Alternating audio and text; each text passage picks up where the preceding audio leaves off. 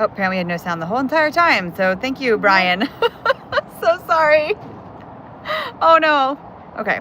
Okay, so that's a fail. We're learning these YouTube lives. So let's. That's funny. Okay. Thank you so much for telling us. Okay. Whoopsies. Okay. So, all right. So let's go back over this and start. So this is a VanLeigh Beacon. It was originally installed 1.5 to 2 years ago, something like that. I have been in this system to help the client get to today, where we had install time based on our schedule and where their schedule was going to line up. There were originally 3 shutoff switches. We originally had 6 batteries in here that were paired in 2s. So each of the switches was to shut off a bank of batteries. So these Enduros were not. Thanks, yes. Brian. I'm glad you can hear us. Yes. These Enduros were not originally part of the install. This was an emergency. Well, he was already going to go with Enduros when he came to us. Yes. And we were going to wait until now to actually get them installed, but we had ran into them at a rally this past October, and we had to get these in a lot sooner and help them along because they were suffering, unfortunately. Mm-hmm. Yep. The system originally had 6 batteries, and 5 of the 6 had failed completely. So I'm not going to tell you what those batteries were. We have Enduros now, and that's what we're going to talk about. But the other things that I've done in the system, both multis were put together originally, linked together, and whenever they would boondock on 30 amp power, without going into a big explanation, one of the inverters would keep inverting while you're on shore power, and then the other one would try to charge the batteries. And it's a recipe for disaster because this has the ability to draw up to 250 amps based on the load, and this one can only charge at 120 amps. So you have the ability to, while being on shore power, you could crash your system and completely tank your batteries. It's a bad system design. We've got the links in here, but ultimately we're going to take this whole system. We're keeping the links and the batteries and the solar panels and the servo, and upgrading the screen from a 5-inch to a 7-inch. And so both inverters, these guys, we're getting rid of these.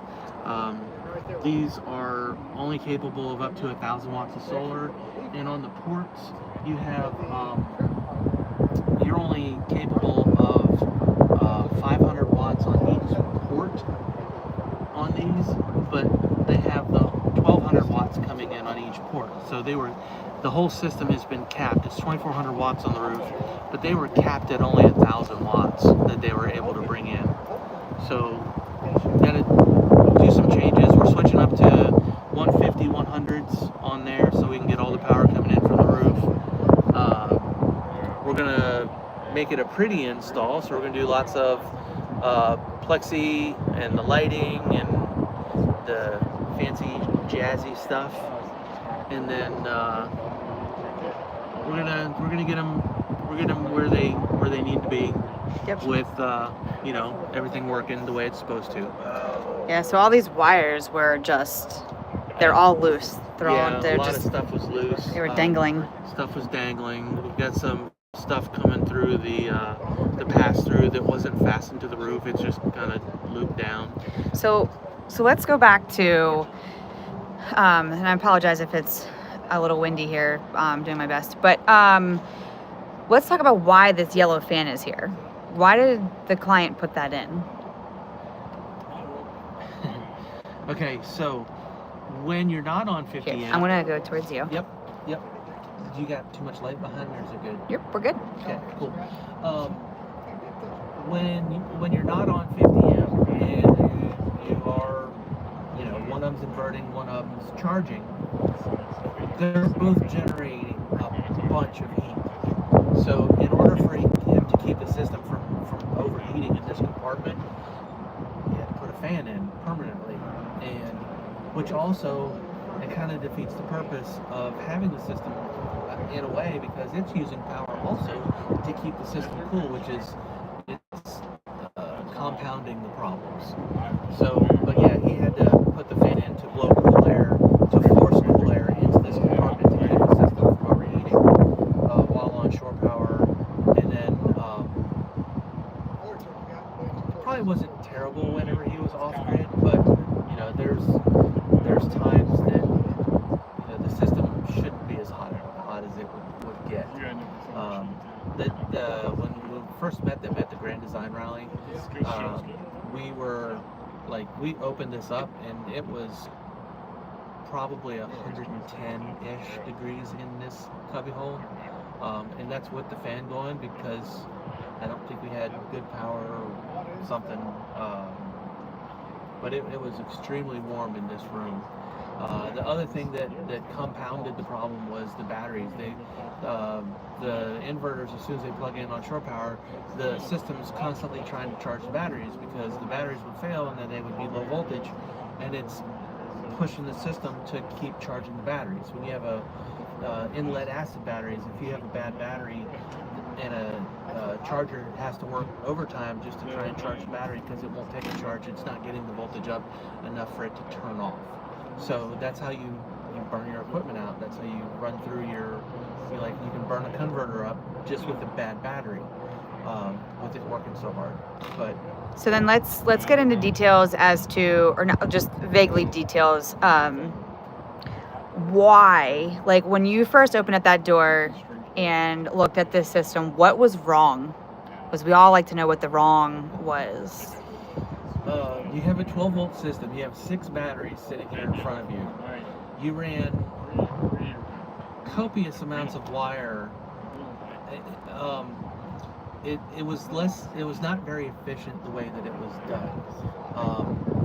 There were, I don't know how much wire I pulled out of here, but I pulled a lot of wire out. I rewired the batteries, made them as a single unit.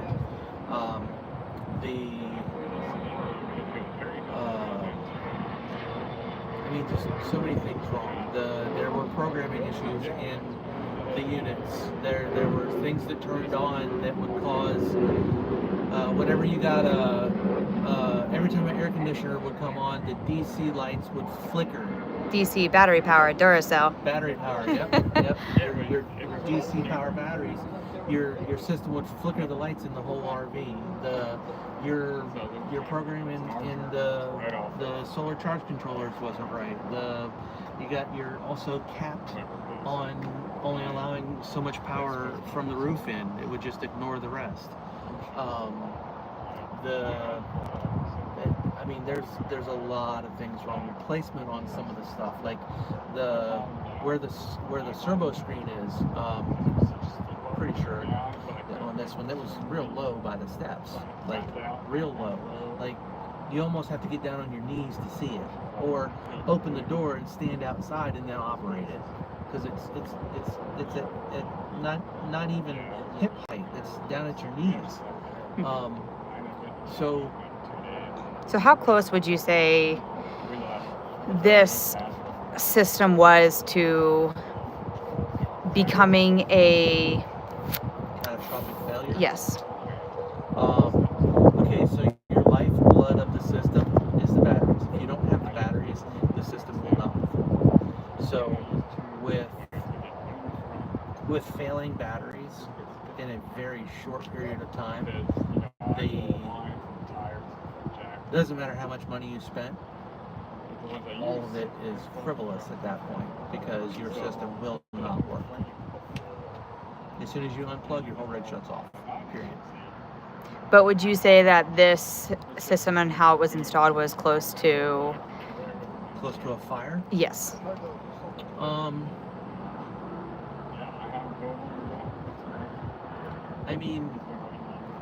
Everything had gotten hot, not smoking hot to where it's melting plastic, but was it ending the life, or not ending? Was it shortening the life of all the equipment? Absolutely.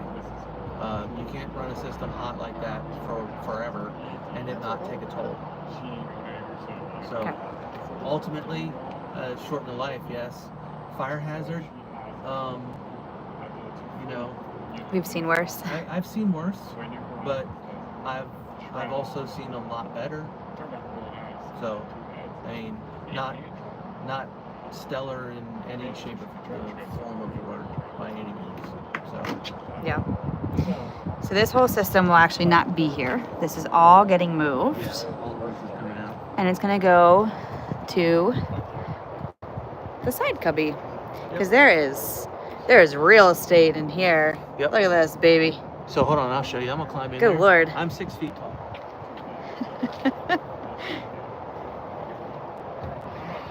Touching the wall here. But I'm just saying that's. I can reach my arm all the way. I'm on tippy toes. Pass me the phone. Alright, so here we go. I still have 6 inches from touching, so it's a solid 8.5 feet wide. So we're notorious for pulling walls down and installing the system. If you guys haven't seen any of our other videos, which I'm sure you have, we really like taking walls down and installing the system behind there, so no storage is ever lost, because we are RVers as well, and we do know that cargo is precious space. So, but well, we've got solar lines coming across here. We've got data lines coming. so were these just hanging? Like, is this how they were? When they picked the rig up after the system was installed, yes. The client had taken his own Seriously? stuff. Yeah. They just hanging, just like this. Yep. And then we have, and this is solar and data coming from the front on the equipment. The servo is actually all the way over here in the corner, in under the thing there. We have these wires, which that's not a great spot. Oh, that's a surge. Okay. Yeah, that's surge, and this is so it's not protected. All right, this is not supposed to be out and exposed. This needs to be behind a cabinet or door so that cargo can't hit this. It's not secured. What happens if it does hit it? You can bump one of these out. That's 50 amp service. That's your shore power coming. So what happens when you do that? Like, do you just lose power to the coach, or like? Yes, and it's a live Oh, wire. we got a airplane. Yeah. It's a live wire. Oh, okay. So then there's a junction box here, 1 in, 2 out. And then let's see, this is your incoming lines, and then over here is the same thing. ladder. Two returns coming from the equipment, and then this goes over towards the breaker box. But all of this will be coming out.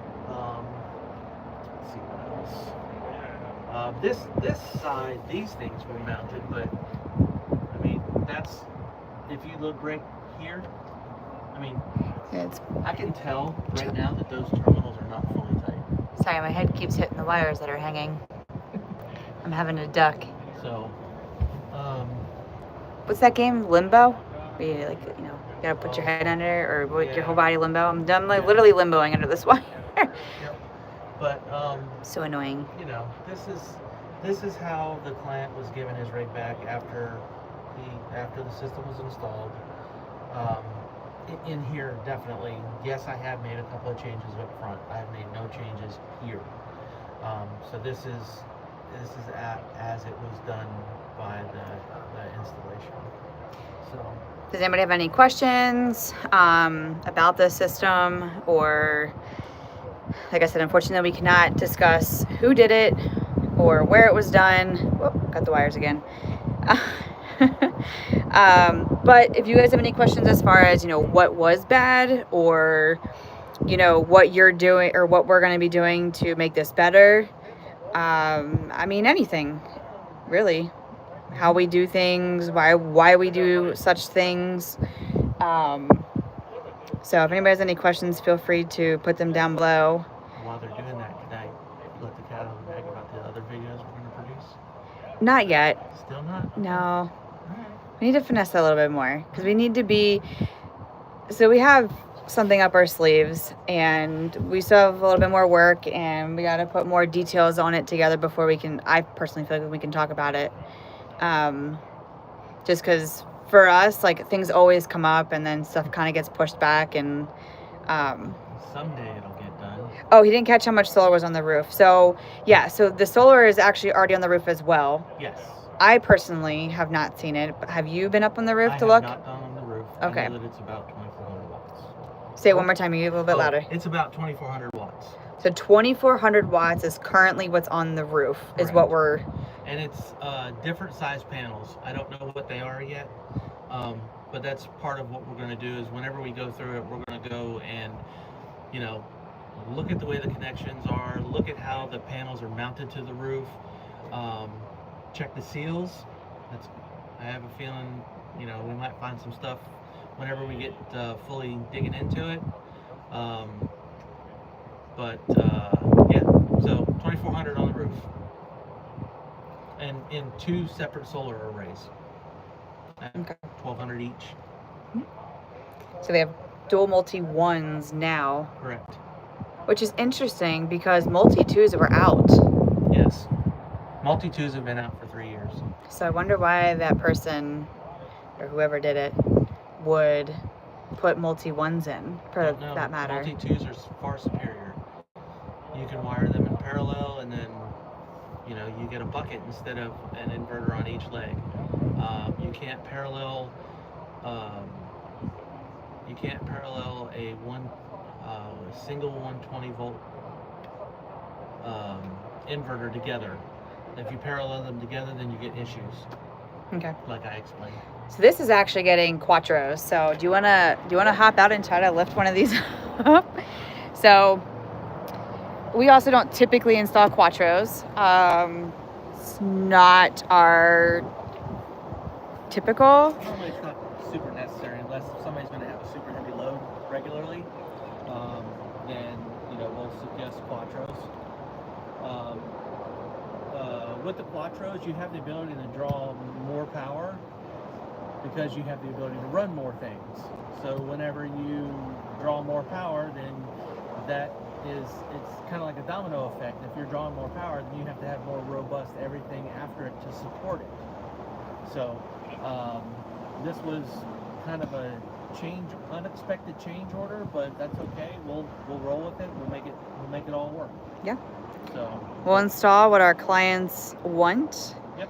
As long as it makes sense. So we're neither. I mean, we have a couple batteries we like to use. If a client comes to us with a different name that we haven't heard of, we'll do a little bit of research on them to make sure that they're of quality. Because we also want to make sure that what we're installing is a quality system for our clients. But we do stick with Victron components. So we don't. yeah, we don't get from that. Nope. It's tried and true, and but panels we typically use Renogy. If anybody's ever wondering, we've had multiple clients who again have Renogy panels that we've installed, and we always allow our systems to overperform if need be, because why not? So they have been known to overperform. So I mean, why leave money on the table? Right. So it's like, for example, if you install a solar charge controller that is rated for 1,000 watts, and you install 1,000 watts on your roof, if you're, depending on how you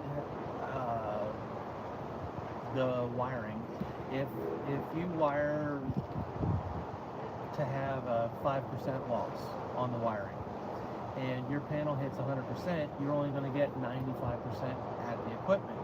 But then if your equipment overperforms, the panel's, you know, a nice Nevada day in the middle of the desert, and it hits 115, 120% as the system as a whole, you're probably not going to collect that much at the equipment because you've got your wire loss, and you've got the equipment is now underrated. It's only rated for 1,000 watts, and you're possibly bringing in 1,200 watts. So whenever we are speccing systems, we always go to the next one up. or whenever we hit the peak, we max it out. So, So how much do I don't think you want to see me. I don't even think I could lift this. If it was on the ground, I could. But this is, what would you say, 90 pounds this is? 75. Oh, 75 pounds. Yes. Okay, not bad. Yeah, it's quite heavy. Yeah. So it's 25 pounds heavier than the multi-2. That's it? Yeah, multi-2 is 50. Okay. Cool. Yeah. So we got to get Mike and Pete working because this is a complete tear out and a complete redo. So, Yep. And I know our clients are, even though the sun is kind of peeking in and out today, they are over the moon Sunny day for excited. them. Yes, they are over the moon excited to finally have have a fixed system and working properly and putting all of that heartache and whatever you want to call it behind them. So, Stress. yep. So if anybody else has any questions, put them out there. Let's see them. We can get nerdy. I'm not nerdy, but Mike's nerdy. Oh yeah. So, I can do math. yeah, like I said, any questions you guys have, why we use system or why we use certain things or why we do things a certain way or, you know, we'll answer them for you guys. And, but stay tuned. I don't know if we'll do a live this evening because there's a lot to tear out, but would like to come back and visit this when we are actually starting to reinstall. Yes. Unless we find some juicy stuff to share with you guys, I'm all about that. I'm all about the juicy stuff. Spill the tea. Yep. So, but yeah. Well, thanks for watching in, guys. We appreciate it. And stick with us to see this beacon through and come alive again. Yep. Thanks for watching. Nope, that's start a poll. I'm still... Okay, here we go.